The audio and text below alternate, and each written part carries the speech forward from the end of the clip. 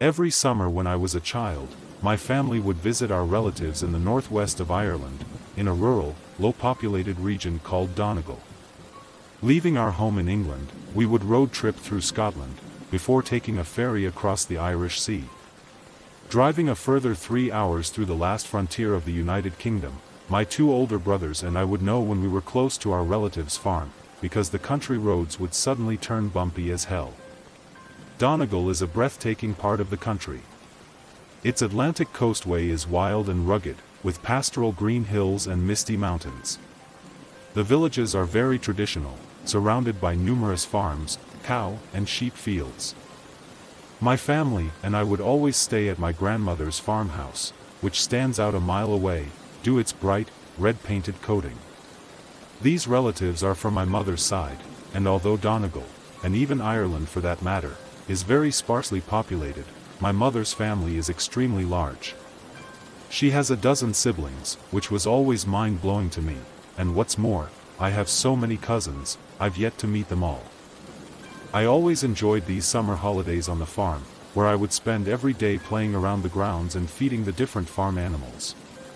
Although I usually played with my 2 older brothers on the farm, by the time I was 12, they were too old to play with me, and would rather go round to one of our cousins' houses nearby, to either ride dirt bikes or play video games. So, I was mostly stuck on the farm by myself. Luckily, I had one cousin, Grain, who lived close by and was around my age. Grain was a tomboy, and so we more or less liked the same activities. I absolutely loved it here, and so did my brothers and my dad. In fact, we loved Donegal so much, we even talked about moving here. But, for some strange reason, although my mum was always missing her family, she was dead against any ideas of relocating. Whenever we asked her why, she would always have a different answer: there weren't enough jobs, it's too remote, and so on. But unfortunately for my mum, we always left the family decisions to a majority vote, and so, if the 4 out of 5 of us wanted to relocate to Donegal, we were going to. On one of these summer evenings on the farm, and having neither my brothers or Grain to play with, my Uncle Dave, who ran the family farm, asks me if I'd like to come with him to see a baby calf being born on one of the nearby farms. Having never seen a newborn calf before, I enthusiastically agreed to tag along. Driving for 10 minutes down the bumpy country road, we pull outside the entrance of a rather large cow field, where, waiting for my Uncle Dave, were 3 other farmers. Knowing how big my Irish family was, I assumed I was probably related to these men too. Getting out of the car, these 3 farmers stare instantly at me, appearing both shocked and angry. Striding up to my Uncle Dave, one of the farmers yells at him, "What the hell's this Wayne doing here?" Taken back a little by the hostility, I then hear my Uncle Dave reply, "He needs to know. You know as well as I do they can't move here." Feeling rather uncomfortable by this confrontation, I was now somewhat confused. What do I need to know? And more importantly, why can't we move here? Before I can turn to Uncle Dave to ask him, the 4 men quickly halt their bickering and enter through the field gate entrance.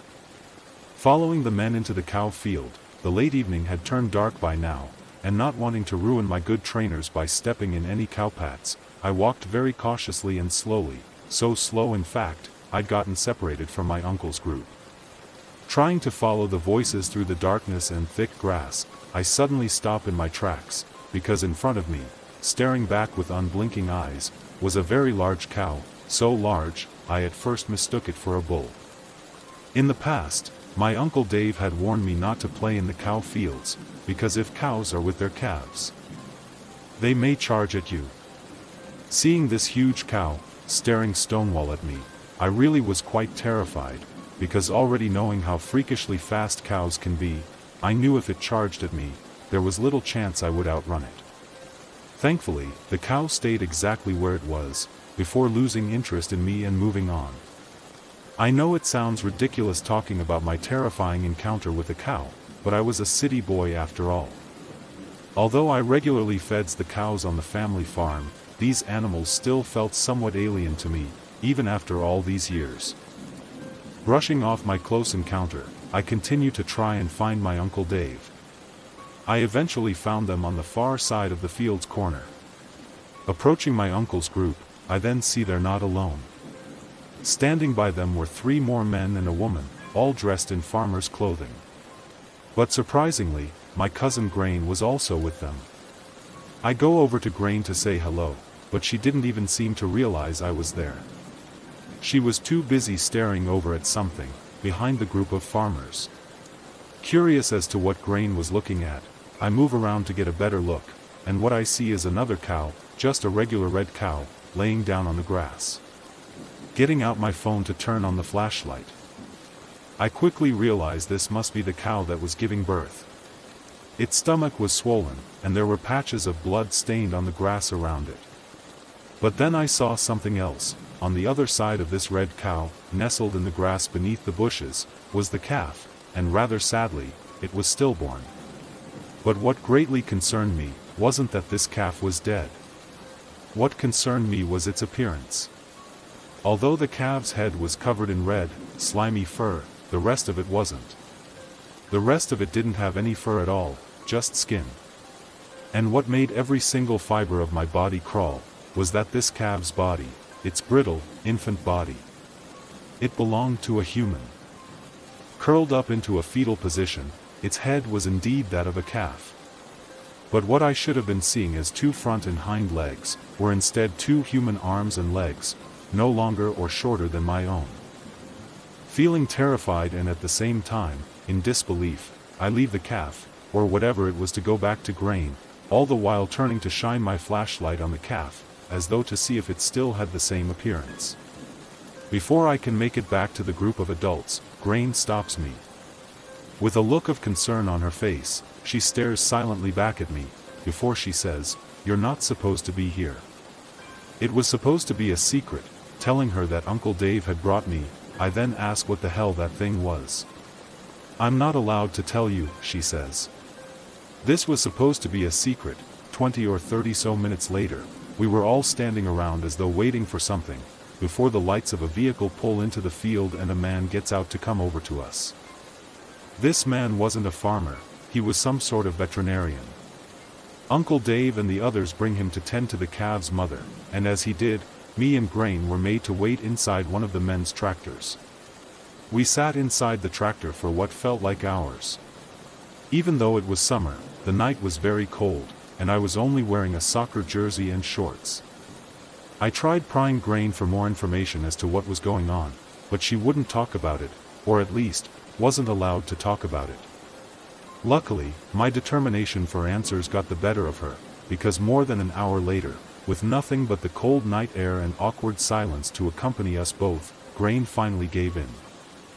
This happens every couple of years, to all the farms here. But we're not supposed to talk about it. It brings bad luck. I then remembered something. When my dad said he wanted us to move here, my mom was dead against it. If anything, she looked scared just considering it. Almost afraid to know the answer, I work up the courage to ask Grain. "Does my mom know about this?" Sat stiffly in the driver's seat, Grain cranes her neck round to me. "Of course she knows," Grain reveals. "Everyone here knows." It made sense now. No wonder my mom didn't want to move here. She never even seemed excited whenever we planned on visiting, which was strange to me, because my mom clearly loved her family. I then remembered something else. A couple of years ago, I remember waking up in the middle of the night inside the farmhouse. And I could hear the cows on the farm screaming. The screaming was so bad, I couldn't even get back to sleep that night. The next morning, rushing through my breakfast to go play on the farm, Uncle Dave firmly tells me and my brothers to stay away from the cowshed. He didn't even give an explanation. Later on that night, after what must have been a good 3 hours, my Uncle Dave and the others come over to the tractor. Shaking Uncle Dave's hand, the veterinarian then gets in his vehicle and leaves out the field. I then noticed 2 of the other farmers were carrying a black bag or something, each holding separate ends as they walked. I could see there was something heavy inside.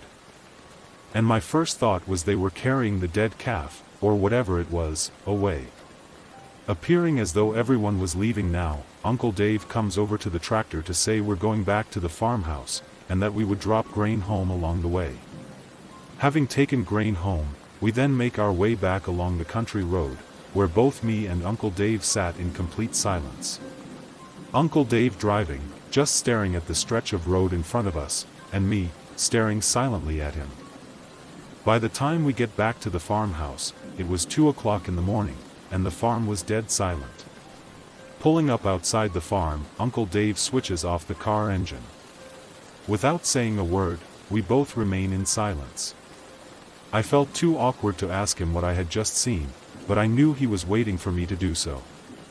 Still not saying a word to one another, Uncle Dave turns from the driver's seat to me, and he tells me everything grain wouldn't. "Don't you see now why you can't move here?" he says. "There's something wrong with this place, son. This place is cursed. Your mammy knows. She's known since she was a Wayne. That's why she doesn't want you living here. Why does this happen?" I ask him. "This has been happening for generations, son. For hundreds of years, the animals in the county have been giving birth to these things." The way my Uncle Dave was explaining all this to me, it was almost like a confession, like he'd wanted to tell the truth about what's been happening here all his life. It's not just the cows. It's the pigs, the sheep, the horses, and even the dogs. It's always the same. They have the head, as normal, but the body's always different. It was only now, after a long and terrifying night, that I suddenly started to become emotional, and I was completely exhausted. Realizing this was all too much for a young boy to handle. I think my Uncle Dave tried to put my mind at ease. "Don't you worry, son. They never live." Although I wanted all the answers, I now felt as though I knew far too much. But there was one more thing I still wanted to know. What do they do with the bodies? "Don't you worry about it, son. Just tell your mammy that you know, but don't go telling your brothers or your daddy now." She never wanted them knowing. By the next morning, and constantly rethinking everything that happened the previous night, I look around the farmhouse for my mom. Thankfully, she was alone in her bedroom folding clothes, and so I took the opportunity to talk to her in private. Entering her room, she asks me how it was seeing a calf being born for the first time. Staring back at her warm smile, my mouth opens to make words, but nothing comes out, and instantly, my mom knows what's happened. "I could kill your Uncle Dave," she says. "He said it was going to be a normal birth." Breaking down in tears right in front of her, my mom comes over to comfort me in her arms. "It's okay, chicken. There's no need to be afraid." After she tried explaining to me what Grain and Uncle Dave had already told me, her comforting demeanor suddenly turned serious. Clasping her hands upon each side of my arms, my mum crouches down, eyes level with me, and with the most serious look on her face I'd ever seen, she demands of me, "Listen, chicken. Whatever you do, don't you dare go telling your brothers or your dad. They can never know. It's going to be our little secret. Okay?" Still with tears in my eyes, not a silent yes to her. "Good man yourself," she says. We went back home to England a week later. I never told my brothers or my dad the truth of what I saw, of what really happens on those farms. And I refuse to ever step foot inside of County Donegal again. But here's the thing. I recently went back to Ireland, years later in my adulthood, and on my travels, I learned my mom and Uncle Dave weren't telling me the whole truth. This curse, it wasn't regional. And sometimes, they do live.